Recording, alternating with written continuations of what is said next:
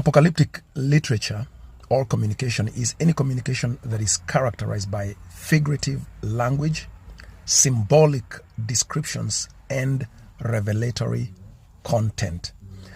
In fact, in the New Testament, the word apocalypse would be used, such as the word revelation. Now, it does not necessarily mean end times or anything like that. It just means that the language that is used both to conceal the content and also to reveal the content. So God gives his perspective of what is happening in human affairs, and he will generally use a lot of symbolism, a lot of figurative language, which is common to the author and the original readers.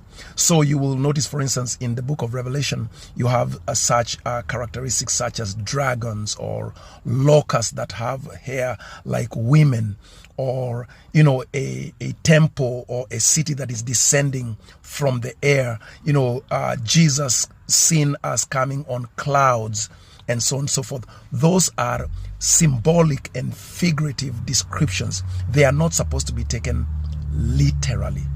What one is supposed to do is to go into them and find out from the culture in which they are written. For instance, in the first century for Revelation, what do those figures of speech mean? And more often than not, those figures of speech are being derived from the Old Testament prophets.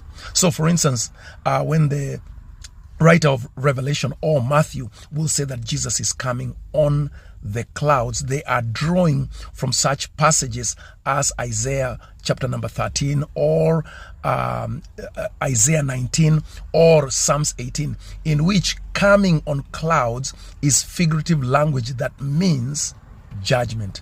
It actually means literally an army, a foreign army, coming on with a huge contingent of horses and chariots, raising a cloud of dust as they attack a particular city. So Revelation is apocalyptic literature, and so are the first 3 chapters of Genesis. They must be interpreted from that point of view, identifying what the figures of speech mean, identifying what the idioms are, identifying what the symbolism is, in order to find out what is actually happening on the ground.